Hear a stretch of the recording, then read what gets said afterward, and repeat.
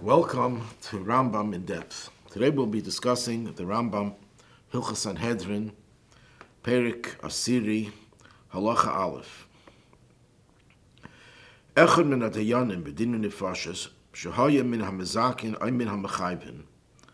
One of the judges in capital matters who either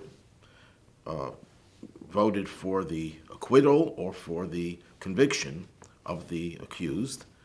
But the reason why he gave that verdict is not because he analyzed it and it appeared to him to be correct, a correct opinion. But he followed what his colleague said. His colleague said chayiv, so he said chayiv. His colleague said pater, he said pater. This is a violation of a negative commandment. Don't respond to in a way that where you inclined, and it's interpreted the oral tradition said that this means, at least one of the interpretations of this, minyan, that when they come to count the votes for acquittal or for conviction, it's enough that I agree with that person I trust, I'll do as he says.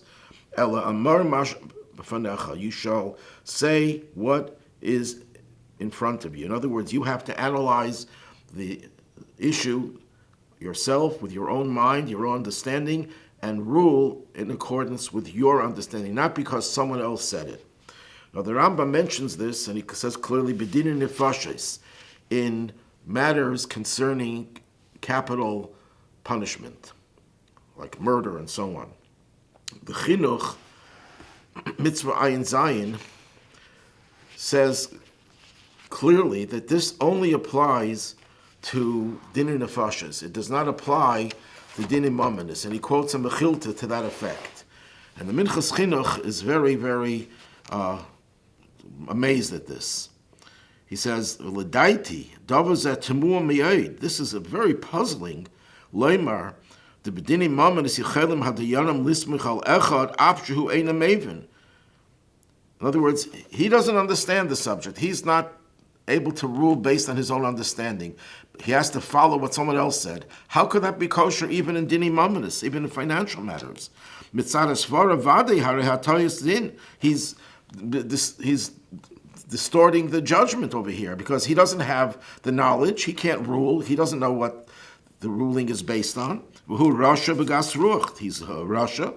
And he's an arrogant person, because if he told the truth, well, I really don't have an opinion about this, then there's a halacha, you add other judges, as the Rambam himself mentions. So the Minchas Chinuch says that this applies to dinei mamanis as well, to financial matters as well. And he says that if it didn't apply to financial matters, he asks another question, not just logically doesn't make sense, but later on, the Rambam, in the next chapter, says the differences between financial matters and capital matters. And he doesn't list this one. This is one of the differences, that in capital matters, you can't rely on someone else's opinion and just copy the other person's opinion. When it comes to dinei nefashos, comes to dinei mamanis, financial matters, you could do that. He doesn't make that distinction when he lists all the other distinctions. So it shows that the Rambam holds that there is really no difference. But the question remains, the Rambam doesn't mention dinei mamanis, he only mentions dinei nefashos. And the Chinuch clearly disagrees. He makes that distinction. So there are achreinim who try to explain the Rambam Shita. And one of them is the Keren Eira, who says that the Rambam is saying the following, that when it comes to dinei nefashos, when it comes to capital matters, you have to have an independent opinion. When it comes to financial matters, it doesn't mean that you could just follow what someone else says. I know nothing about the subject, the judge will say, but my colleague says chayiv, I'll say chayiv. My colleague says pater, I'll say pater. No. What he's doing is that he relies on someone else but he understands it himself. It's not as if he's just parroting what someone else has said. He is basing his understanding on someone else. Someone else said chayiv, so he analyzes it himself and he comes to that conclusion. Yes, I agree, it's chayiv. So even though he wouldn't have thought that way had he based it on his own understanding initially, he had to hear someone else say it, but he's basing it on his own understanding. And the Karen Eira's explanation could be understood based on a famous principle that the Rebbe taught and applied it to many areas. For example, we know that one of the qualifications for being a sage is mentioned in Pirkei Avos, that the Torah was given over and passed down from the Chachamim, the Zkenim L'Neviim, to the prophets. And we know that the Tanoim and Amoraim were all Bali Ruach HaKodesh. They all had divine inspiration. So how does that reconcile with what it says, that Torah le b'shamayim hi, that you can't make a ruling in Torah based on prophecy and based on nevuah? It has to be based on your seichel and your intellect. And the Rebbe, and also another question is asked. We know that you're supposed to say something b'shem Eimrim, you're supposed to quote your source. And on the other hand, we find many Tanaim and Amoraim would say things, and many Gedolei Yisrael, that they did not quote their source.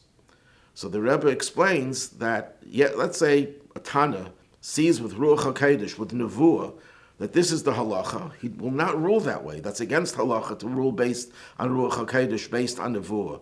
But that will lead him in that direction, and then he will analyze it with his own intellect to the point where it becomes one with his intellect. He fully understands it.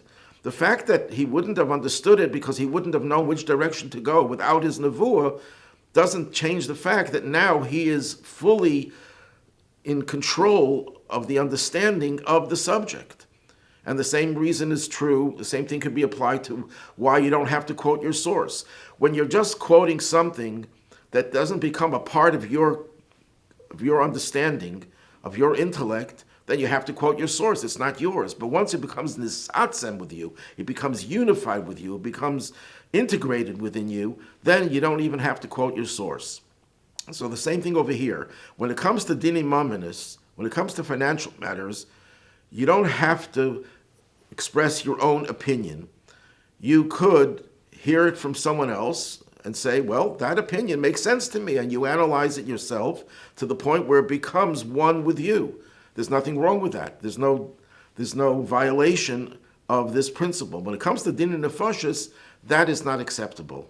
There's a special pasuk that says din nefashis, you have to base it on your own understanding. So that's the approach of the Karen Eira. The only thing that we still have left to explain is the Minchas Chinuch's question, why doesn't the Rambam list this as one of the differences between dini mamanis and dini nefashis? He lists all the other differences. Dini mamanis, you need 3, dini nefashis, you need 23, and so on and so forth. So it could be that it's already included in one of the other differences. One of the many differences between dini mamanis and dini nefashis, in Perik Yud Aleph, and a little bit in Perik Asiri, the Rambam says that Mipi Shmuel Lamdu, when it comes to capital matters, you don't begin with the senior judge. Why? You have to start with the junior judge. And the reason is, maybe the other judges will rely, and if the senior judge, who's the greatest scholar, says chayiv or pater, I'll follow his lead. I'm not worthy to disagree with him. If he says one way, there must be the truth. Everyone should say what appears to him in his own mind. So, in fact, the Rambam makes it clear over here that in din nefashis, and here he says clearly, and later on he mentions that as one of the differences in Perik Yud Aleph, as one of the differences in dini nefashis and dini mamanis. Therefore, that's the same concept. That in dini nefashis you cannot use someone else's influence to guide you in the right direction. It has to be based fully on your own understanding.